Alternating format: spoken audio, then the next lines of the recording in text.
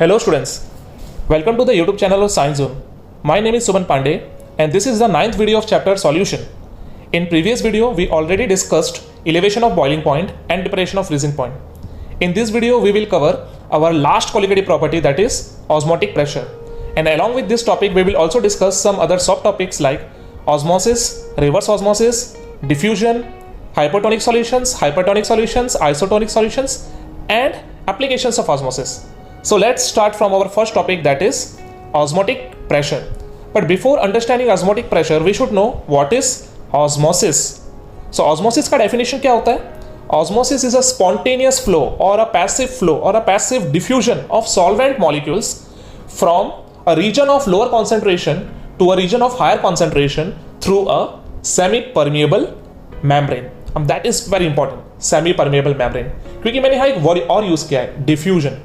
तो sometime diffusion और osmosis दोनों के बीच में कंफ्यूजन क्रिएट होता है. तो बिफोर अंडरस्टैंडिंग ऑस्मोटिक प्रेशर हमें ऑस्मोसिस पता होना चाहिए और ऑस्मोसिस को प्रॉपर्ली समझने के लिए हमें ऑस्मोसिस और डिफ्यूजन के बीच में डिफरेंस पता होना चाहिए. सो पहले हम ऑस्मोसिस और डिफ्यूजन के बीच में डिफरेंस को स्टडी कर लेते हैं. तो चलिए पहले स्टार्ट करते हैं डिफ्यूजन से. तो डिफ्यूजन को समझने के लिए एक एग्जाम्पल कंसिडर कर रहे हैं. सपोज ये एक कंटेनर है. नाउ इस कंटेनर के बीच में एक मेम्ब्रेन प्लेस कर देते हैं. ये एक सिंपल सा मेम्ब्रेन है. ये मेम्ब्रेन के जो पोर्स होते हैं वो काफ़ी बड़े साइज के हैं. इन मेम्ब्रेन में से सॉल्यूट सॉल्वेंट दोनों ही पार्टिकल्स मूव कर सकते हैं. अब मान लीजिए कि मेम्ब्रेन के लेफ्ट साइड में LHS में एक सॉल्यूशन है जो कि सॉल्यूशन A है और इस मेम्ब्रेन के राइट हैंड साइड में एक दूसरा सॉल्यूशन है जो कि सॉल्यूशन B है. अब अगर इन सॉल्यूशंस के बीच में ये मेम्ब्रेन एक सिंपल मेम्ब्रेन है जो कि सॉल्यूट और सॉल्वेंट दोनों को अपने में से पास होने दे रहा है, तो होगा क्या? तो यहाँ से लेफ्ट से सॉल्यूट A के पार्टिकल्स राइट में मूव करेंगे, राइट से सॉल्यूट B के पार्टिकल्स लेफ्ट में मूव करेंगे. यानी ये मूवमेंट चलता रहेगा, दोनों पार्टिकल्स आपस में मिक्स हो जाएंगे. इस इंटरमिक्सिंग को ही हम बुलाते हैं डिफ्यूजन. डिफ्यूजन जो वर्ड है, it is derived from the word diffused. Diffuse का मतलब होता है मिक्सिंग. सो जब हम बात कर रहे हैं डिफ्यूजन की, तो डिफ्यूजन का मतलब होता है मिक्सिंग. तो यहाँ पे जो दोनों सॉल्यूशंस हैं उन दोनों सॉल्यूशंस के पार्टिकल्स आपस में इंटरमिक्स हो रहे हैं. अब यहाँ पे सिर्फ पार्टिकल्स नहीं, सॉल्वेंट मॉलिक्यूल्स भी मूव करेंगे. सपोज अगर सॉल्वेंट A के मॉलिक्यूल्स B की तरफ मूव हुए तो सॉल्वेंट B के सॉल्वेंट मॉलिक्यूल्स भी A की तरफ मूव होंगे.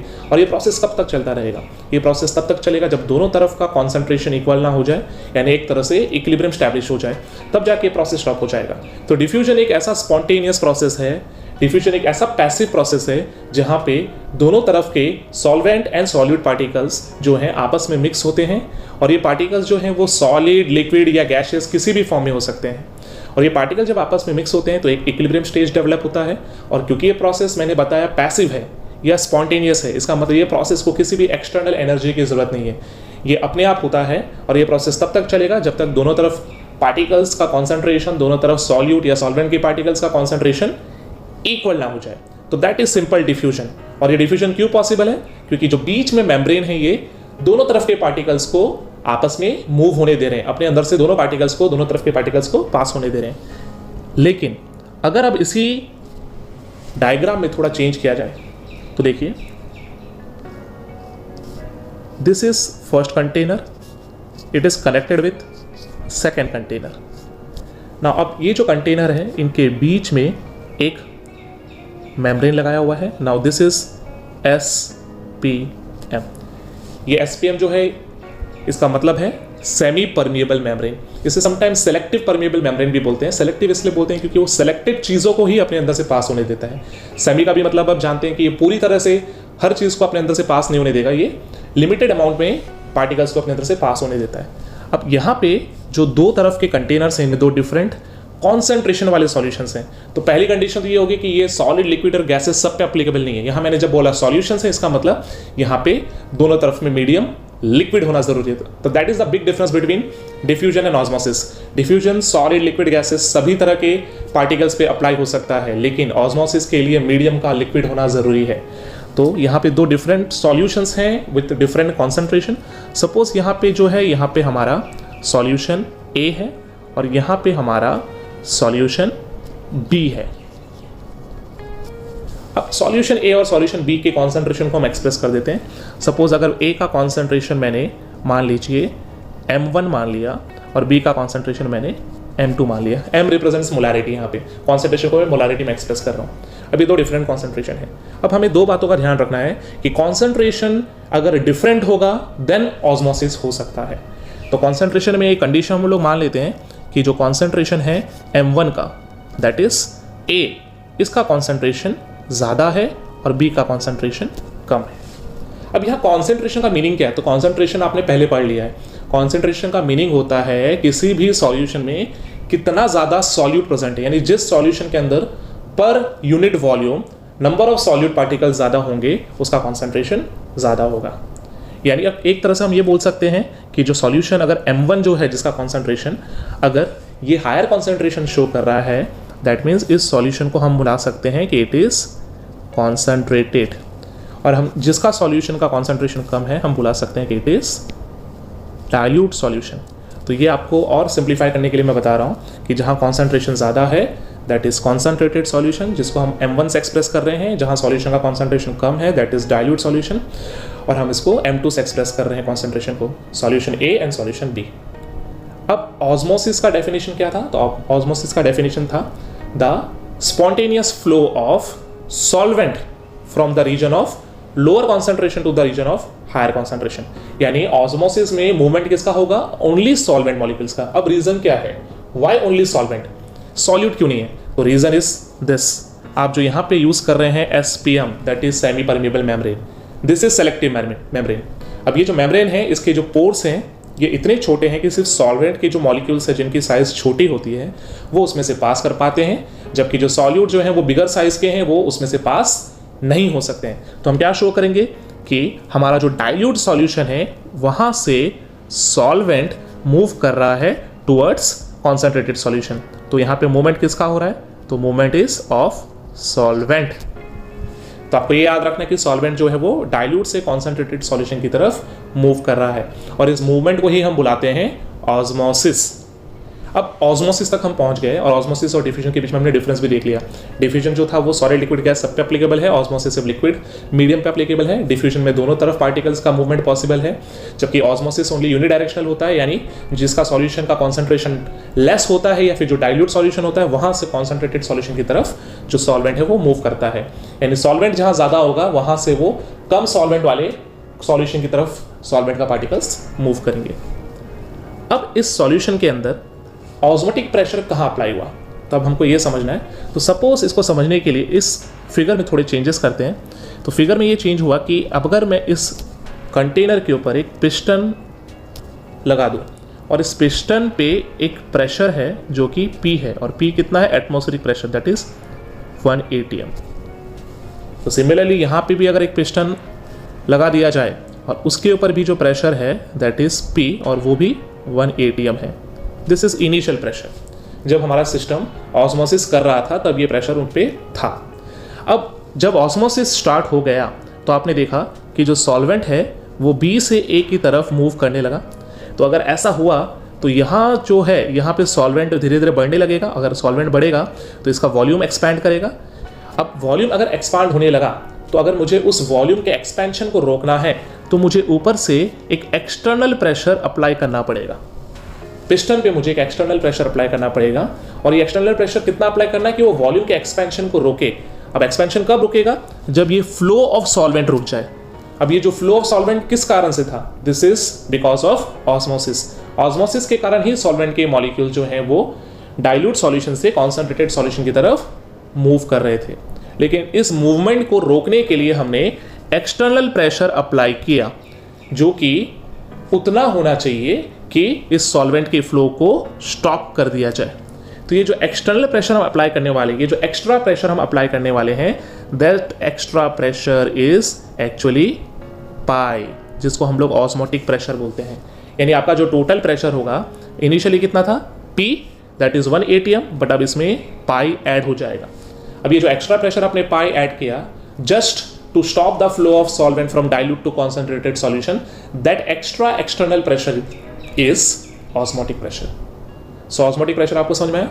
किसी भी दो सॉल्यूशंस के बीच में अगर ऑस्मोसिस हो रहा है, अगर सॉल्वेंट के मॉलिक्यूल्स डाइल्यूट से कॉन्सेंट्रेटेड सॉल्यूशन की तरफ मूव कर रहे हैं, तो आप उस फ्लो को रोकने के लिए जो एक्स्ट्रा प्रेशर अप्लाई करने वाले हैं, किस तरफ करेंगे आप? कॉन्सेंट्रेटेड सॉल्यूशन के ऊपर आप अप्लाई करेंगे ताकि फ्लो को स्टॉप किया जा सके। और उस एक्स्ट्रा प्रेशर को आप क्या बुलाते हैं? ऑस्मोटिक प्रेशर, जिसको आप रिप्रेजेंट करते हैं बाय द सिंबल पाई। तो दैट इज ऑस्मोटिक प्रेशर। अच्छा, अब यहाँ पे कुछ और टर्म्स यूज होते हैं, जैसे कि एक हाइपोटोनिक, एक हाइपरटोनिक और एक आइसोटोनिक। अब कॉन्सेंट्रेशन के अगर हम पॉइंट ऑफ व्यू से देखने चाहें तो इन्हें क्या बुलाएंगे? तो आप देख सकते हैं हाइपो जो वर्ड है, हाइपो का मीनिंग होता है लेस। अब यहाँ पे ध्यान दीजिएगा, जिस सॉल्यूशन का कॉन्सेंट्रेशन लेस है, जैसे कि यहाँ पे आप जानते हैं कि हमारा M2 है, इसका कॉन्सेंट्रेशन लेस है। अब कॉन्सेंट्रेशन लेस का मीनिंग क्या हुआ? कॉन्सेंट्रेशन लेस का मीनिंग ये हुआ कि यहाँ पे जो सॉल्यूट है वो कम है और सॉल्वेंट जो है वो ज़्यादा है। अगर सॉल्यूट कम है और सॉल्वेंट ज़्यादा है तो ऐसे सॉल्यूशन को हम लोग बुलाते हैं हाइपोटोनिक। तो हाइपो मीन्स लेस। तो जिस सॉल्यूशन के अंदर सॉल्यूट कम होता है, सॉल्वेंट ज़्यादा होता है, या फिर जो सॉल्यूशन डाइल्यूट होता है, उन्हें हम बुलाते हैं हाइपोटोनिक। सिमिलरली उसके ऑपोजिट साइड जाते हैं, ये सॉल्यूशन कॉन्सेंट्रेटेड है, जिसका मीनिंग ये हुआ कि यहाँ पे सॉल्यूट जो है वो ज़्यादा है, सॉल्वेंट के कंपैरिजन में ज़्यादा नहीं बोल सकते, लेकिन मैं इनको आपस में कंपेयर कर रहा हूँ कि अगर राइट साइड के सॉल्यूशन की बात करें बी, तो उसके कंपैरेटिवली सॉल्यूट ज़्यादा है यहाँ पे। तो ऐसे सॉल्यूशन में जहाँ सॉल्यूट ज़्यादा है, हम इसको किससे एक्सप्रेस करेंगे? हम इसे बुलाते हैं हाइपरटोनिक। हाइपर मीन्स मोर, तो दिस इज हाइपरटोनिक सॉल्यूशन। अब यहाँ पे इस बात का ध्यान रखिएगा कि हाइपो और हाइपर जब हम टर्म यूज कर रहे हैं तो दे आर रिलेटिव टर्म, ये आपस में कंपेयर करने के लिए यूज कर रहे हैं। जब मैं सॉल्यूशन ए को सॉल्यूशन बी के साथ कंपेयर कर रहा हूँ, जो सॉल्यूशन ए है उसका कॉन्सेंट्रेशन जो है वो ज्यादा है, इसलिए मैं इसे हाइपरटोनिक बुला रहा हूँ कंपेयर टू सॉल्यूशन बी। या फिर मैं ऐसा बोल सकता हूँ कि जो सॉल्यूशन बी है वो डाइल्यूट है, इसलिए मैं सॉल्यूशन बी को हाइपोटोनिक बुला रहा हूँ कंपेयर टू सॉल्यूशन ए। तो यहाँ पे हमने एक और फंडा देखा कि जो हाइपोटोनिक सॉल्यूशंस होते हैं उसमें से सॉल्वेंट मॉलिक्यूल्स हाइपरटोनिक सॉल्यूशन की तरफ मूव करते हैं, यानी हमेशा डाइल्यूट से कॉन्सेंट्रेटेड की तरफ मूव होता है सॉल्वेंट। तो स्टूडेंट्स इस बातों का खास ध्यान रखना, यहाँ पे काफी कंफ्यूजन बच्चे क्रिएट करते हैं कि मूवमेंट का डायरेक्शन क्या होगा। तो आपको मूवमेंट का डायरेक्शन याद रखना है, तो आपको क्या याद रखना है? 3-4 इसके ट्रिक्स हैं। पहला आप ये याद रख सकते हैं कि जो सॉल्यूशन डाइल्यूट होगा वहां से सॉल्वेंट कॉन्सेंट्रेटेड की तरफ मूव करेगा, या फिर आप ये याद रख सकते हैं कि जिस सॉल्यूशन में वाटर का कॉन्सेंट्रेशन ज्यादा है यानी वो डाइल्यूट है। दोनों बातें सेम ही हैं, लेकिन आप इस तरह से भी याद रख सकते हैं कि जिस सॉल्यूशन में सॉल्वेंट ज्यादा है, या सॉल्वेंट अगर वाटर है तो वाटर ज्यादा है, तो वहां से सॉल्वेंट या जो वाटर है वो मूव करेगा टूवर्ड्स कॉन्सेंट्रेटेड सॉल्यूशन जहां पे वाटर कम है या सॉल्वेंट कम है, क्योंकि यहाँ पे वाटर का potential, water is a gradient, ये प्रेशर क्रिएट कर रहा है, इसी कारण से ऑस्मोसिस हो रहा है। या फिर अगर आप हाइपो और हाइपरटोनिक के पॉइंट ऑफ व्यू से याद रखना चाहते हैं तो आप याद कर सकते हैं कि जो सॉल्यूशन का कॉन्सेंट्रेशन लेस है रिलेटिव टू अदर सॉल्यूशन तो वो हाइपोटोनिक है। तो सॉल्यूशन के अंदर सॉल्वेंट जो है वो हाइपो से हाइपर की तरफ मूव करता है, डाइल्यूट से कॉन्सेंट्रेटेड की तरफ मूव करता है, या फिर हायर कॉन्सेंट्रेशन ऑफ सॉल्वेंट से लोअर कॉन्सेंट्रेशन ऑफ सॉल्वेंट की तरफ मूव करता है। That is osmosis. और ऑस्मोसिस के दौरान जो एक्सटर्नल प्रेशर हम अप्लाई कर रहे थे विच वाज पाई, जो पाई है जो फ्लो को रोक रहा है, ऑस्मोसिस को रोक रहा है, that external pressure is osmotic pressure. So this is the principle of osmosis. अब आप ऑस्मोसिस और डिफ्यूजन के बीच के डिफरेंस को समझ चुके हैं, आपको ऑस्मोटिक प्रेशर क्या है ये भी समझ में आ गया होगा। अब हम रिवर्स ऑस्मोसिस को कंसिडर करते हैं। तो इसको समझने के लिए इस एग्जाम्पल को देख लेते हैं जो आपके सामने फिगर है। इस फिगर में आप देख सकते हैं कि एक कंटेनर है, एक बीकर है, इस बीकर के बीच में एक सेमी परमेबल मेम्ब्रेन लगाया हुआ है। आप सेमी परमेबल मेम्ब्रेन जानते हैं, ये जो मेम्ब्रेन होता है ये सिर्फ सॉल्वेंट के मॉलिक्यूल्स को अपने अंदर से पास होने देता है। नाउ इस मेम्ब्रेन में आप देख सकते हैं कि जो लेफ्ट साइड सॉल्यूशन है ये एक वाटर है या फिर डाइल्यूट कॉपर सल्फेट है। अब यहाँ पे दो बातें बताई गई हैं, वाटर है यानी प्योर सॉल्वेंट है, और डाइल्यूट कॉपर सल्फेट का मीनिंग हुआ कि सॉल्यूशन जो है वो हाइपोटोनिक है जहाँ पे वाटर का कॉन्सेंट्रेशन ज़्यादा है। आप लेफ्ट साइड देख सकते हैं कि सॉल्यूशन जो है वो कॉपर सल्फेट का है, कॉन्सेंट्रेटेड कॉपर सल्फेट का। तो दो बातें हो सकती है, या तो ये सिर्फ सॉल्वेंट है यानी वाटर है तो ये एक सॉल्यूशन है, या फिर अगर ये सॉल्यूशन है तो ये एक डाइल्यूट सॉल्यूशन है और ये वाला कॉन्सेंट्रेटेड सॉल्यूशन है। तो दो कंडीशन आपके सामने हैं। अगर आप सिर्फ प्योर सॉल्वेंट वाटर ले रहे हैं तो आपके सामने लेफ्ट हैंड साइड में कॉन्सेंट्रेटेड सॉल्यूशन है कॉपर सल्फेट का, या फिर आप डाइल्यूट सॉल्यूशन कंसीडर कर रहे हैं तो सामने कॉन्सेंट्रेटेड सॉल्यूशन है कॉपर सल्फेट का। अब क्योंकि ऑस्मोसिस में आपने देखा है कि ऑस्मोसिस हमेशा डाइल्यूट से कॉन्सेंट्रेटेड सॉल्यूशन की तरफ होगा, तो यहाँ पे सॉल्वेंट मॉलिक्यूल जो है वो मूव कर रहे हैं, आप देख सकते हैं डाइल्यूट से कॉन्सेंट्रेटेड की तरफ, यानी अगर ऑस्मोसिस होगा तो सॉल्वेंट जो है डाइल्यूट से कॉन्सेंट्रेटेड की तरफ मूव होगा। इस रीजन रीज़न से आप देख सकते हैं कि वॉल्यूम जो है वो बढ़ गया है। ये जो लेफ्ट साइड का वॉल्यूम है वो कंपेयर टू राइट साइड ज़्यादा है, तो इसे बोलते हैं ऑस्मोसिस। अब आपको मैंने बताया था कि अगर आपको इस ऑस्मोसिस को रोकना है, यानी अगर आप ऑस्मोसिस प्रोसेस को स्टॉप करना चाहते हैं, तो आपको एक एक्सटर्नल प्रेशर अप्लाई करना पड़ेगा। फिलहाल इस डायग्राम के अंदर आप देख सकते हैं कि जो ऊपर में प्रेशर है दोनों सॉल्यूशंस के वो 1 atm है, यहाँ भी 1 atm है और यहाँ भी 1 atm है, बिकॉज अभी ये सिर्फ एक एटमॉस्फेरिक प्रेशर है। लेकिन अगर आप ऑस्मोसिस को रोकना चाहते हैं तो आप यहाँ से एक पिस्टन अप्लाई करके एक्सटर्नल प्रेशर अप्लाई करेंगे, और ये एक्सटर्नल प्रेशर क्या होगा, इट प्रेशर जो होना चाहिए 1 atm प्लस पाई होना चाहिए। अब ये जो पाई है ये ऑस्मोटिक प्रेशर था, तब आपका ऑस्मोसिस रुक जाएगा और धीरे धीरे ग्रेजुअली आपका दोनों का जो लेवल है वो सेम हो जाएगा, क्योंकि बिफोर ऑस्मोसिस दोनों का लेवल सेम था। ऑस्मोसिस के कारण ही यहाँ पे लेफ्ट हैंड साइड में वॉल्यूम इंक्रीज हुआ था। दैट इज ऑस्मोटिक प्रेशर, जो आपने एक्सटर्नल प्रेशर अप्लाई किया। ओके, अब तो यहाँ पे आपने ऑस्मोसिस देखा और ऑस्मोटिक प्रेशर देखा, लेकिन अगर आपने एक्सटर्नल प्रेशर पाई से भी ज़्यादा अप्लाई किया, दैट मीन्स यानी जो आपने प्रेशर पहले अप्लाई किया था दैट वॉज पाई, ये प्रेशर था सिर्फ ऑस्मोसिस को रोकने के लिए। लेकिन अगर आपने पाई की वैल्यू बढ़ा दी, यानी आप यहाँ पर आपने जो पिस्टन है उस पिस्टन पे इस बार प्रेशर जो है P वो 1 atmosphere plus pi plus extra आपने और प्रेशर अप्लाई किया, तब क्या होगा, तब जो डायरेक्शन है सॉल्वेंट के मॉलिक्यूल्स का मूवमेंट का वो अपोजिट हो जाएगा। यानी अब सॉल्वेंट जो है कॉन्सेंट्रेटेड से डाइल्यूट सॉल्यूशन की तरफ मूव करना चालू करेंगे। तो ये जो मूवमेंट है दिस इज रिवर्स ऑस्मोसिस, और ये एक स्पॉन्टेनियस नहीं है, ये एक नॉन स्पॉन्टेनियस प्रोसेस है, क्योंकि ये प्रोसेस अपने आप नहीं हो रहा है। इस प्रोसेस को करने के लिए आपने ये एक्स्ट्रा प्रेशर जो है वो अप्लाई किया। तो इस प्रोसेस को हम एक एक्टिव प्रोसेस बुला सकते हैं या नॉन स्पॉन्टेनियस प्रोसेस बुला सकते हैं, और ये है रिवर्स ऑस्मोसिस। रिवर्स ऑस्मोसिस जिसे हम आरओ बोलते हैं, ये आपने काफ़ी बार सुना है, आपके घरों में आरओ सिस्टम है, वाटर प्यूरिफिकेशन सिस्टम है, जिसकी मदद से हम वाटर का डीसलाइनेशन करते हैं। कई सारी कंट्रीज है जहाँ पे इसको डीसलाइनेशन ऑफ वाटर के लिए यूज़ किया जाता है, जिसकी मदद से हम वाटर में से सॉल्ट रिमूव करते हैं और हम उस वाटर को पीने लायक बनाते हैं। पोर्टेबल वाटर या ड्रिंकिंग वाटर हम उससे प्रोड्यूस करते हैं। That is reverse osmosis. तो आपके दिमाग में reverse osmosis, osmotic pressure and diffusion, ये सारे कॉन्सेप्ट्स तो क्लियर हो गए होंगे। अब हम जो तीन हमारे सॉल्यूशंस की जो कैटेगरी थी, हाइपोटोनिक, हाइपरटोनिक और आइसोटोनिक, इन तीनों को डिस्कस कर लेते हैं। तो इन तीनों के बारे में हमने पढ़ा था कि जो सॉल्यूशन के अंदर सॉल्यूट लेस अमाउंट में प्रेजेंट है, यानी लो कॉन्सेंट्रेशन में सॉल्यूट प्रेजेंट है, दैट इज हाइपोटोनिक। जिस सॉल्यूशंस के अंदर सॉल्यूट का कॉन्सेंट्रेशन हाई है उन्हें हम बुलाते हैं हाइपरटोनिक, और ऐसे दो सॉल्यूशंस जिनके अंदर सॉल्यूट इक्वल अमाउंट में प्रेजेंट है हम उसे बोलते हैं आइसोटोनिक। अब इन सॉल्यूशंस का सेल्स के ऊपर क्या इफेक्ट आता है, यस अभी हम लोग डिस्कस करने वाले हैं plant cell and animal cell को। जब हम इन सॉल्यूशंस के अंदर पुट करेंगे, इन्हें हम उनके अंदर रखेंगे, तो सॉल्यूशंस से सेल्स के साइज पे क्या इफेक्ट आएगा। तो अगर हम हाइपोटोनिक सॉल्यूशंस में सेल्स को पुट करते हैं तो जो सेल हैं वो स्वेल हो जाते हैं। अब स्वेल क्यों होते होंगे, इसका सिंपल रीज़न है कि जो सेल के अंदर का कॉन्सेंट्रेशन है वो बाहर के एक्सटर्नल कॉन्सेंट्रेशन से कम है, जिसके कारण जो सॉल्वेंट है, एक्सटर्नल जो सॉल्वेंट है वो सेल के अंदर मूव होगा, और इस प्रोसेस को हम बुलाते हैं एंडो ऑस्मोसिस। एंडो इसलिए बुलाते हैं बिकॉज यहाँ पे जो हमारा सॉल्वेंट है वो अंदर की तरफ ऐड हो रहा है, दैट इज एंडो ऑस्मोसिस। इसी का ऑपोजिट अगर हम कंडीशन देखें, जब हमने सेल को हाइपरटोनिक सॉल्यूशन में रखा तो सेल के जो कंटेंट है वो श्रिंक हो जाएंगे। ये तब पॉसिबल है जब बाहर का कॉन्सेंट्रेशन हाई है और सेल का कॉन्सेंट्रेशन जो है वो लो है। इंटरनल कॉन्सेंट्रेशन सेल का लो होने के कारण सॉल्वेंट जो है वो आउटसाइड चले जाएंगे, सेल से बाहर निकल जाएंगे। ऐसे केस को हम लोग बोलते हैं एक्सो ऑस्मोसिस।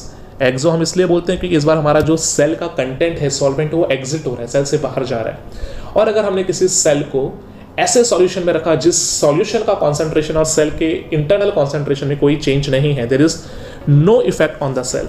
सो ये तीन कंडीशन हमने स्टडी की, इनको एक एग्जांपल्स से हम लोग स्टडी कर लेते हैं। एग्जांपल्स में हम लोग एनिमल सेल्स में रेड ब्लड सेल को कंसिडर कर रहे हैं और एक नॉर्मल प्लांट सेल ले रहे हैं। अब यहाँ पे फर्स्ट कंडीशन में आप देख सकते हैं कि रेड ब्लड सेल को हाइपरटोनिक सॉल्यूशन में रखा। हाइपरटोनिक सॉल्यूशन में आप जानते हैं क्या होगा, हाइपरटोनिक सॉल्यूशन में होगा एक्सो ऑस्मोसिस। एक्सो ऑस्मोसिस के कारण क्या होगा, सेल जो है वो हमारा श्रिंक हो जाएगा। और श्रिंक क्यों होगा, क्योंकि जो सॉल्वेंट है वो आउटसाइड चला जाएगा सेल से। सिमिलरली आप अगर उसका अपोजिट कंडीशन देखेंगे, इसमें हमने सेल को किस में रखा, हाइपोटोनिक सॉल्यूशन में। जब आप सेल को हाइपोटोनिक सॉल्यूशन में रखते हैं तो जो सेल के अंदर में जो कंटेंट है वहाँ पे एक्स्ट्रा सॉल्वेंट ऐड होने के कारण सेल का कंटेंट स्वेल हो जाता है। ये होगा ड्यू टू एंडो ऑस्मोसिस और यहाँ सेल जो है वो स्वेल हो जाएंगे। और अगर आपने आइसोटोनिक सॉल्यूशन में रखा तो there is no effect, because जो सॉल्वेंट है इंटरनल और आउटसाइड जो सॉल्वेंट है वो दोनों इक्वल अमाउंट में है। यही कंडीशन अगर आप प्लांट सेल में स्टडी करेंगे तो भी पॉसिबल है। बस एक डिफरेंस ये है कि जो प्लांट सेल का जो आउटर लेयर है आप जानते हैं कि वो एक हार्ड मटेरियल है, दैट इज सेल वॉल, और जो सेल वॉल है वो सेल को श्रिंक या फिर स्वेल होने से रोकती है, लेकिन अंदर के कंटेंट को श्रिंक या स्वेल होने से रोक नहीं सकती है। तो सेल का कंटेंट श्रिंक या स्वेल होगा, लेकिन पूरा सेल श्रिंक या स्वेल नहीं होगा, जो कि आपने एनिमल सेल में देखा था। एनिमल सेल में अगर आपने बहुत ही डाइल्यूट सॉल्यूशन में रेड ब्लड सेल को रखा तो सेल जो है स्वेल होकर बर्स्ट भी हो सकता है। That is not possible in plant cell. तो that is difference between hypotonic, hypertonic and isotonic solution. और अगर आपने सेल्स को इन सॉल्यूशंस पे रखा तो ये सारी कंडीशंस आपको देखने को मिल सकती है। अब जो आपने डिफ्यूजन और ऑस्मोसिस प्रोसेस देखे, इन प्रोसेस का मेन डिफरेंस जो था उनमें से एक रीजन था मेम्ब्रेन। डिफ्यूजन में एक नॉर्मल मेम्ब्रेन यूज हो रहा था कि जो सॉल्यूट एंड सॉल्वेंट को दोनों के मूवमेंट को अलाउ कर रहा था, जबकि सेमी परमेबल मेम्ब्रेन एक सेलेक्टिव परमेबल मेम्ब्रेन था जो सिर्फ सॉल्वेंट के मॉलिक्यूल्स को ही अपने अंदर से पास होने दे रहा था। अब ये जो सेमी परमेबल मेम्ब्रेन है इसमें दो टाइप हो सकते हैं, एक हो सकता है नेचुरल, एक हो सकता है आर्टिफिशियल। तो हम कुछ एग्जांपल्स देख लेते हैं नेचुरल सेमी परमेबल मेम्ब्रेन की। इन एग्जांपल्स में एक आता है एनिमल सेल। एनिमल सेल का जो आउटर लेयर होता है, मेम्ब्रेन होता है, सेल मेम्ब्रेन जिसको बोलते हैं, आप जानते हैं वो लिपिड या प्रोटीन से बनता है, लाइपोप्रोटीन से बनता है। Then plant cell wall, cell wall I think cellulose से बनता है, आप जानते हैं कि वो भी अपने अंदर से मूवमेंट होने देता है सॉल्वेंट को। Then urinary bladder of animal. उसके अलावा अगर हम आर्टिफिशियल सेमी परमेबल मेम्ब्रेन की बात करें तो उनमें एक एग्जांपल आता है parchment paper, cellophane, butter paper, और सबसे जो बेस्ट एग्जांपल है that is copper ferrocyanide, that is Cu2FeCN6। ये जो Cu2FeCN6 है ये आर्टिफिशियल सेमी परमेबल मेम्ब्रेन का one of the best example माना जाता है। अब ये जो ऑस्मोटिक प्रेशर आपने स्टडी किया, ये जो फिनोमिना है ये कहाँ कहाँ यूज़ होता है, तो ये काफ़ी जगहों पे यूज़ होता है आपके डेली लाइफ में। आप देख सकते हैं जो प्लांट्स होती हैं वो जो है सॉइल से जो एब्जॉर्ब करती है वाटर को थ्रू रूट्स, ये ऑस्मोसिस के कारण पॉसिबल है। फिर जो प्लांट्स हैं उनके अंदर से जो मूवमेंट होता है वाटर का, एसिमिलेशन होता है, ये भी ऑस्मोसिस के कारण ही पॉसिबल है, जिसके कारण प्लांट्स के डिफरेंट पार्ट्स तक सॉल्वेंट पहुंचता है। फिर जो एनिमल्स हैं उनकी बॉडी में भी ऑस्मोसिस होता है, जिसके कारण एनिमल जो है अपनी बॉडी के अंदर जो वाटर है या मिनरल्स है उनका जो लेवल है उसको मेंटेन करते हैं, बैलेंस करते हैं। फिर जो फ्लावर्स होती हैं उनकी जो ओपनिंग है, क्लोजिंग है, ये भी ऑस्मोसिस ही कंट्रोल करता है। या फिर जो रेड ब्लड सेल है, मैंने पहले डिस्कस किया कि अगर आप उसे डाइल्यूट सॉल्यूशन में रखेंगे जो बर्स्ट हो जाते हैं, that is due to osmosis. या फिर आप जानते हैं कि अगर आप किसी सीड को वाटर में रखते हैं तो वो जर्मिनेट करता है, जैसे आपने देखा होगा आप चने वगैरह हैं अगर उसे पानी में डुबा के रखते हैं तो वो जर्मिनेट करता है, तो that germination process is due to osmosis. तो ऑस्मोसिस आपकी लाइफ में बहुत जगह पे यूज होता है। और रिवर्स ऑस्मोसिस का भी एग्जांपल आपने देखा, that is desalination of water, जो कि आपके लिए ड्रिंकिंग वाटर या फिर पोर्टेबल वाटर प्रोड्यूस करने में यूज होता है। Now our next cause of osmotic pressure. So यहाँ पे दो scientist Van't Hoff and Pfeffer, इन्होंने सजेस्ट किया था कि जो सॉल्यूशंस होते हैं डाइल्यूट, उनमें सॉल्यूट का बिहेवियर गैसेस की तरह होता है, यानी सॉल्यूट डाइल्यूट सॉल्यूशन में गैसेस की तरह बिहेव कर रहे हैं। दैट मीन्स सॉल्यूट्स जो हैं डाइल्यूट सॉल्यूशन में गैस लॉ को फॉलो करेंगे। तो चलिए डाइल्यूट सॉल्यूशंस पे गैस लॉ को अप्लाई करते हैं। तो गैस लॉ आपने 11th स्टैंडर्ड में पढ़ा था, जिसमें Boyle's law, Charles law, Gay Lussac's law, Avogadro's law या फिर आइडल गैस इक्वेशन आपने स्टडी की थी। तो उन्हीं लॉज को हम लोग सॉल्यूशंस पे अप्लाई करते हैं। तो जो फर्स्ट लॉ है हम लोग अप्लाई करने वाले हैं, दैट इज बॉयल्स लॉ।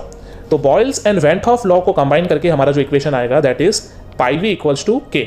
जैसा कि आपने बॉयल्स लॉ में पढ़ा था पी वी इक्वल्स टू के, वहाँ पे प्रेशर था, यहाँ पे ऑस्मोटिक प्रेशर है, इसलिए हम प्रेशर पी की जगह पाई यूज करने वाले हैं। Similarly Gay Lussac's van't Hoff law को अगर हम कंबाइन करेंगे तो हमें रिलेशन मिलेगा pi upon T equals to K, जो कि आपने 11 में पढ़ा था P by T equals to K. And last अगर हम एवोगैड्रोस लॉ को कंसिडर करते हैं तो हमारा रिलेशन आएगा pi is proportional to N, या फिर हम लिख सकते हैं pi by N equals to K. तो अगर हम इन तीनों लॉस को कंबाइन कर दें तो हमारा इक्वेशन क्या क्रिएट होगा। तो फर्स्ट लॉ जो था हमारा that was Boyle's van't Hoff law. तो अगर हम इसको अगर हम देखें तो हमारा इक्वेशन था पाई वी इक्वल्स टू के। हमारा दूसरा जो लॉ था दैट इज गै-लुसैक्स वेंट हॉफ्स लॉ। अगर हम इसकी इक्वेशन की बात करें तो हमारा इक्वेशन है pi upon T equals to K. हमारा जो तीसरा लॉ है वो है Avogadro's law. Avogadro's van't Hoff law को अगर हम कंबाइन करके लिखें तो हमारा इक्वेशन बनने वाला है pi upon N equals to K. अगर हम इन तीनों इक्वेशंस को कंबाइन करें तो हमारा इक्वेशन कुछ होगा पाई वी इक्वल्स टू NRT। अब यहाँ पे R जो आप देख रहे हैं this is gas constant. Gas constant की वैल्यू आप जानते हैं जो कि आपने 11 में यूज़ किया था, that was 8.314 into 10⁻⁻² and the unit was bar litre पर मोल पर केल्विन। आप यहाँ पे आर की वैल्यू बार में यूज़ कर सकते हैं या एटीएम में यूज़ कर सकते हैं। आई विल सजेस्ट कि आपके क्वेश्चंस में आप एटीएम में यूज़ करें। आपके पास बहुत सारे कन्वर्जन्स हैं। आप जानते हैं कि 1 bar is equal to almost 1 ATM, same ही होता है। या फिर अगर आप चाहें तो इसको 760 mm ऑफ मर्क्यूरी बोल सकते हैं, जिसको आप 760 टॉर भी बुला सकते हैं, या फिर अगर आप चाहें तो इसको 10⁵ पास्कल भी बुला सकते हैं। तो आपके पास सारे कन्वर्जन्स हैं। अब क्वेश्चंस में किसी भी यूनिट में आप चाहे तो ऑस्मोटिक प्रेशर को कैलकुलेट कर सकते हैं, लेकिन ज़्यादातर क्वेश्चंस में आपको एटीएम यूनिट में कैलकुलेट करना होता है। अब इस इक्वेशन को मैं वापस से रीराइट करूं तो आपका इक्वेशन क्या था? Equation was pi V equals to N R T, या फिर आप ऐसा लिख सकते हैं pi equals to N upon V R T. तो अब यहाँ पे एन अपॉन वी मतलब मोल अपॉन वॉल्यूम, जिसको आप चाहें तो क्या लिख सकते हैं? मोलारिटी। तो pi equals to M R T. अगर आप यहाँ पे मोलारिटी की फॉर्मूले को एक्सप्रेस करें तो आपका इक्वेशन क्या हो जाएगा? तो इक्वेशन हो जाएगा पाई इक्वल्स टू, मोलारिटी का फॉर्मूला क्या था? Molarity was weight upon molecular weight into volume in litre, and साथ में आपका आएगा आर टी। यहाँ पे वेट जो है आपका वो होगा ग्राम में, मॉलिक्यूलर वेट आप सॉल्यूट का लिखने वाले हैं, वॉल्यूम जो होगा आपका वो होगा लीटर में, गैस कांस्टेंट की वैल्यू आप एटीएम में यूज़ करिए, टेम्परेचर को आप केल्विन में यूज़ करिए।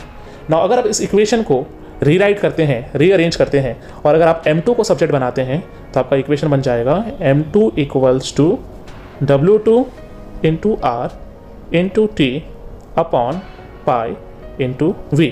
यानी आप इस इक्वेशन को भी रीअरेंज करके अननोन सॉल्यूट का मॉलिक्यूलर मास कैलकुलेट कर सकते हैं, जैसा कि आपने रॉल्स लॉ में भी किया था, आपने एलिवेशन ऑफ बॉइलिंग पॉइंट में किया था, आपने डिप्रेशन ऑफ फ्रीजिंग पॉइंट में किया था। सेम उसी टेक्निक की तरह आप यहाँ पे भी M2 को सब्जेक्ट बना के अननोन सॉल्यूट का मॉलिक्यूलर मास कैलकुलेट कर सकते हैं। और अगर आप इस फॉर्मेट में इक्वेशन को लिखते हैं तो इस इक्वेशन को हम बुलाते हैं बार्कले हार्टले मेथड। तो ये आपका एक मेथड है जिस मेथड से आप अननोन सॉल्यूट्स का मॉलिक्यूलर मास कैलकुलेट कर सकते हैं। Now, our next topic is isoosmotic solutions. Isoosmotic solutions उन्हें बुलाते हैं जिनमें दो solutions का osmotic pressure सेम होता है at a given temperature। अब ये टेम्परेचर जो है वो रूम टेम्परेचर होना चाहिए, क्योंकि ऑस्मोटिक प्रेशर हम नॉर्मली रूम टेम्परेचर पे स्टडी करते हैं, नॉर्मल टेम्परेचर पे स्टडी करते हैं। तो यानी दो सॉल्यूशंस का अगर ऑस्मोटिक प्रेशर सेम है, that means pi 1 is equal to pi 2। अगर सॉल्यूशन 1 का ऑस्मोटिक प्रेशर और सॉल्यूशन 2 का ऑस्मोटिक प्रेशर सेम है, कांस्टेंट टेम्परेचर, इसका एक और मीनिंग ये निकलता है कि दोनों सॉल्यूशंस का कॉन्सेंट्रेशन भी सेम है। दैट मीन्स हम ये भी बोल सकते हैं कि अगर दो सॉल्यूशंस का ऑस्मोटिक प्रेशर सेम है, दैट मीन्स उनका कॉन्सेंट्रेशन दैट इज मोलारिटी, तो हम लिख सकते हैं कि दोनों सॉल्यूशंस का M1 और M2 ये भी सेम होगा। अब मोलारिटी सेम है, दैट मीन्स क्या सेम है? इनके मोल्स सेम है। मोल्स मतलब नंबर ऑफ पार्टिकल्स, यानी दोनों सॉल्यूशंस के अंदर नंबर ऑफ पार्टिकल्स सेम है, दैट्स व्हाई इनका ऑस्मोटिक प्रेशर भी सेम है। और जो प्रॉपर्टी नंबर ऑफ पार्टिकल्स पे डिपेंड करती है दैट इज कॉलिगेटिव प्रॉपर्टी। तो हम यहाँ पे समझ सकते हैं कि जो ऑस्मोटिक प्रेशर है वो सेम क्यों हुआ, because number of particles same है, और colligative property number of particles पे डिपेंड करती है। एक एग्जांपल आप यहाँ देख सकते हैं, जैसे कि ब्लड सेल्स की बात की जा रही है, तो हमारे जो फ्लूइड्स होते हैं इनसाइड द ब्लड सेल, इनका जो कॉन्सेंट्रेशन है it is equivalent to 0.91% of weight by volume of NaCl solution. ये आपको डेटा याद रखना है, कभी MCQs वगैरह में कहीं अगर यूज होता है तो आप यूज कर सकते हैं। एक और एग्जांपल देखिए, 0.1 मोलार H2SO4 सॉल्यूशन, यानी 0.1 मोलार कॉन्सेंट्रेशन का सल्फ्यूरिक एसिड का जो सॉल्यूशन है, it is isotonic to 0.3 molar of glucose solution. अब ये एग्जांपल आपको याद रखने की जरूरत नहीं है, इसमें लॉजिक है, तो मैं आपको ये एक्सप्लेन करता हूँ। सपोज आपके पास 0.1 मोलार H2SO4 सॉल्यूशन है, और आपके सामने दूसरा सॉल्यूशन है that is 0.3 molar glucose solution.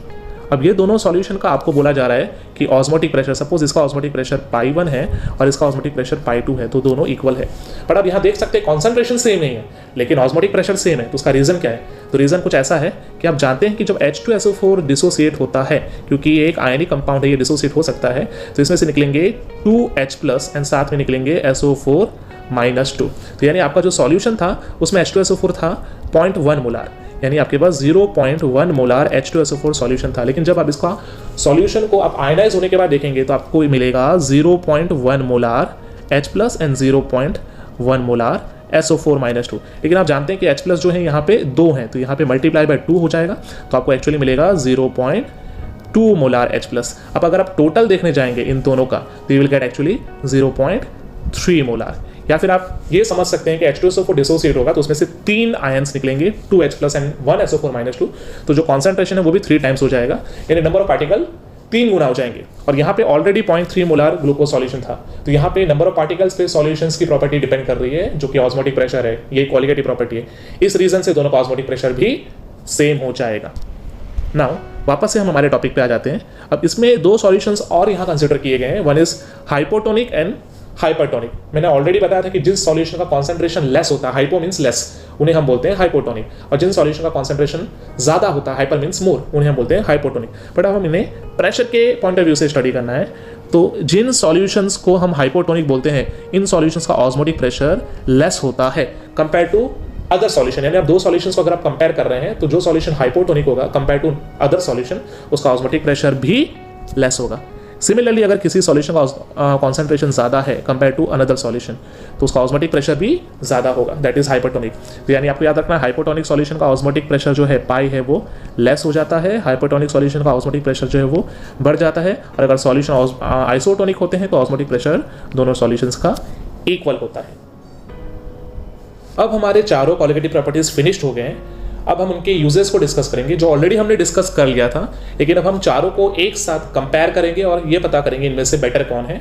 तो चलिए, फर्स्ट हमारी क्वालिटेटिव प्रॉपर्टी थी रॉल्ड्स लॉ, जिसमें था relative lowering of vapour pressure, जो की इक्वेशन हमने ये पढ़ा था, P01 - P1 upon P01 equals to W2 into M1 upon M2 into W1। अब यहाँ पे इस इक्वेशन को हमने रीराइट किया था, आपको ध्यान होगा कि हम इसकी मदद से M2 को ढूंढते थे।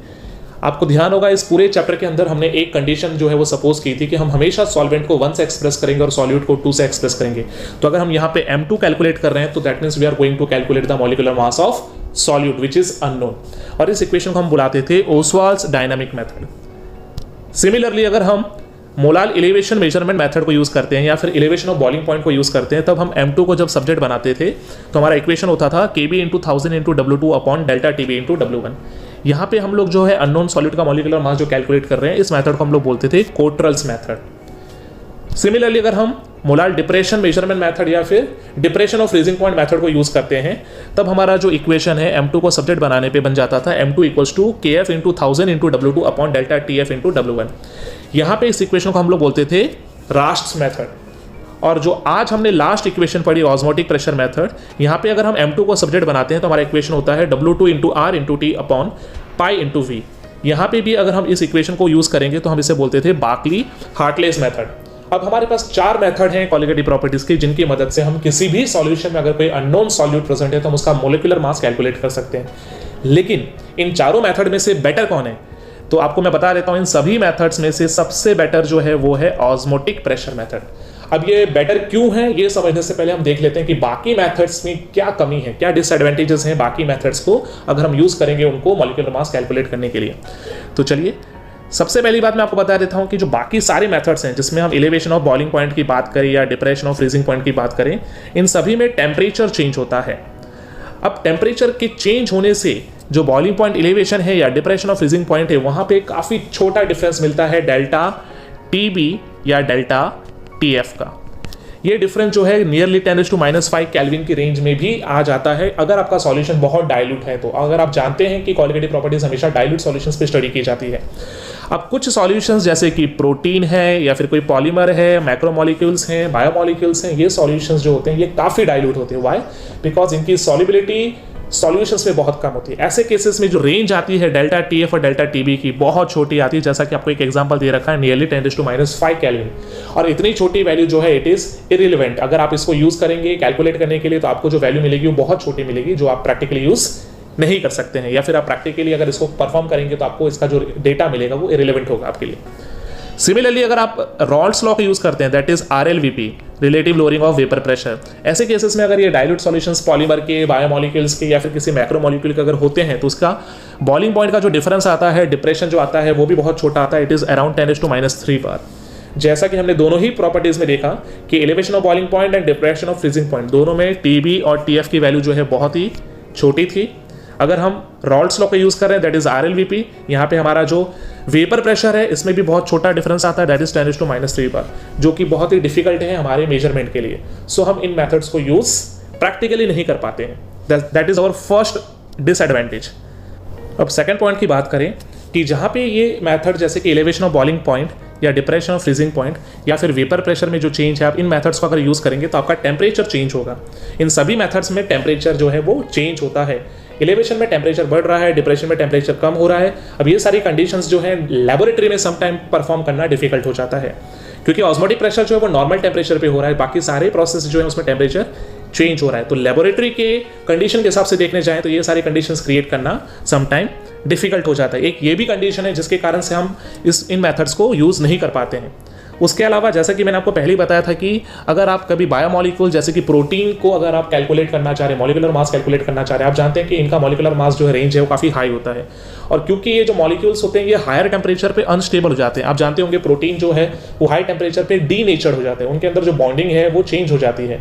तो अगर आप इन प्रोटीन्स के सॉल्यूशन को अगर आप एलिवेशन ऑफ बॉइलिंग पॉइंट से कैलकुलेट करने जाएं तो दैट इज नॉट पॉसिबल, क्योंकि आपका जो सॉल्यूशन है वो अनस्टेबल हो जाएगा।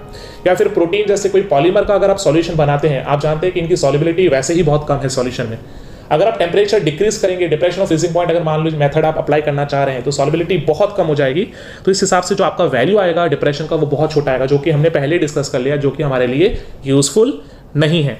तो एक रीजन ये भी है कि टेम्परेचर इंक्रीज या डिक्रीज करने से भी हमारा सॉल्यूशन समटाइम अनस्टेबल हो जाता है, समटाइम हमारे सॉल्यूशंस की जो कॉन्सेंट्रेशन है वो बहुत लेस हो जाती है। तो जो हमें डेटा मिलेगा ये हमारे लिए यूजफुल नहीं होगा। उसके अलावा एक लास्ट जो ऑप्शन है यहाँ पे हम देख सकते हैं वो है कॉन्सेंट्रेशन टर्म्स के बीच में डिफरेंस। हमारा जो ऑस्मोटिक प्रेशर मेथड है वहां पे हम कॉन्सेंट्रेशन टर्म जो यूज कर रहे हैं that is molarity. Molarity is weight upon molecular weight into volume in litre, यानी हम सॉल्यूशन के जो कॉन्सेंट्रेशन एक्सप्रेस करने के लिए हम सॉल्यूशन का वॉल्यूम कंसीडर कर रहे हैं। जबकि बाकी सारे मेथड्स में अगर आप देखेंगे relative lowering of vapour pressure में हम लोग मोल फ्रैक्शन कैलकुलेट कर रहे हैं। आप अगर elevation of boiling point use कर रहे हैं तो आप वहाँ पे मोलालिटी कैलकुलेट कर रहे हैं, डिप्रेशन में मोलालिटी कैलकुलेट कर रहे हैं। तो मोलालिटी जब आप यूज़ करते हैं वहाँ पे आपको लिक्विड सॉल्यूशंस का वेट मेजर करना पड़ता है। तो वॉल्यूम की जगह वेट मेजर करना सॉल्यूशन का इट इज़ डिफिकल्ट, क्योंकि उसके अंदर सॉल्यूट सॉल्वेंट सब मिक्स हो चुके हैं। जबकि वॉल्यूम अगर आप यूज़ करते हैं तो बहुत ही ईजी है, बिकॉज आप वॉल्यूम मेजर करने के लिए आप वॉल्यूमेट्रिक जो है डिवाइसेज उनको यूज़ कर सकते हैं। तो एक रीज़न ये भी है कि मोलारिटी अगर हम यूज़ कर रहे हैं ऑस्मोटिक प्रेशर में और बाकी मेथड्स में अगर हम मोलालिटी यूज करें तो मोलालिटी जो मेथड है कॉन्सेंट्रेशन एक्सप्रेस करने का वो बहुत इजी है, इजी टू कैलकुलेट है। जबकि मोलालिटी हमारे लिए थोड़ा डिफिकल्ट होता है यूज करने के लिए, क्योंकि जहां पे हमारा लिक्विड होता है हम वहां पे वेट मेजर करने की कोशिश करेंगे वॉल्यूम की जगह, जो हमारे लिए डिफिकल्ट होगा। तो ये सारे रीजन से हम बोल सकते हैं कि हमारा एलिवेशन, डिप्रेशन या फिर हमारा जो relative lowering vapour pressure method है ये डिफिकल्ट होता है अननोन सॉलिड्स के मॉलिक्यूलर मास को कैलकुलेट करने के लिए। अब हम बात करते हैं कि हमारा ऑस्मोटिक प्रेशर मेथड ज़्यादा बेटर क्यों है। तो सबसे पहली कंडीशन हम बात करते हैं कि ऑस्मोटिक प्रेशर मेथड जो है वो नॉर्मल टेम्परेचर पे स्टडी किया जाता है, जहाँ पे टेम्परेचर का चेंज नहीं होता है। तो सबसे पहली बात तो ये होगी कि इसे परफॉर्म करना लैब में हमारे लिए ईजी होगा। और दूसरी जो दो प्रॉब्लम्स थी जो कि मैंने आपसे डिस्कस की थी कि एलिवेशन ऑफ बॉइलिंग पॉइंट में जो बायोमोलिक्यूल्स होते हैं, प्रोटीन जो होते हैं वो हाई टेम्परेचर पर अनस्टेबल होते हैं, या फिर पॉलीमर्स का सॉल्यूशन लो टेम्परेचर पे डाइल्यूट सॉल्यूशन बनाना पॉसिबल नहीं होता है, वो यहाँ पे हमें फील नहीं होगा ऑस्मोटिक प्रेशर मेथड में, क्योंकि नॉर्मल टेम्परेचर पे हो रहा है। नेक्स्ट पॉइंट हमने ये डिस्कस किया था कि जो ऑस्मोटिक प्रेशर मेथड है वो डाइल्यूट सॉल्यूशन पे जब हम अप्लाई करेंगे तो वहाँ कॉन्सेंट्रेशन हम जो है वो मोलारिटी में यूज़ करने वाले, जबकि बाकियों में हम मोलालिटी यूज़ कर रहे थे, तो हमारे लिए एक्सप्रेस करना ईजी हो जाएगा। और जो सबसे लास्ट एडवांटेज है ऑस्मोटिक प्रेशर का वो ये है कि ऑस्मोटिक प्रेशर के अंदर हम जब कैलकुलेशन करते हैं, मेजरमेंट करते हैं, तो उसकी जो वैल्यू आती है पाई की वो डाइल्यूट सॉल्यूशंस के लिए भी काफ़ी हाई आती है। जबकि हमने देखा था कि जो डाइल्यूट सॉल्यूशंस के लिए एलिवेशन ऑफ बॉइलिंग पॉइंट या relative lowering of vapour pressure जो है या फिर डिप्रेशन ऑफ फ्रीजिंग पॉइंट, उनकी रेंज काफ़ी छोटी थी। जैसे कि आपने देखा था टेम्परेचर के अंदर 10⁻⁵ केल्विन की रेंज थी, प्रेशर के अंदर 10⁻³ बार की रेंज थी। ये जो है वो बहुत छोटी वैल्यूज थी compare to osmotic pressure. So in daily use अगर हम अननोन सॉल्यूट का मॉलिक्यूलर मास यूज करना चाहते हैं, कैलकुलेट करना चाहते हैं, तो हमारे लिए ऑस्मोटिक प्रेशर मेथड जो है इट इज मोर यूजफुल। अब हमारा जो लास्ट टॉपिक इसके बाद बचता है that is van't Hoff factor, जो कि मैं नेक्स्ट लेक्चर में कवर करूंगा। In today's lecture I try to explain all the topics in very simplified manner, but if anyone has doubt they can ask me in the comment section. If you found this video useful, then please like the video and subscribe the channel and share it with others also. See you in next video. Till then, keep learning, keep revising and keep practicing.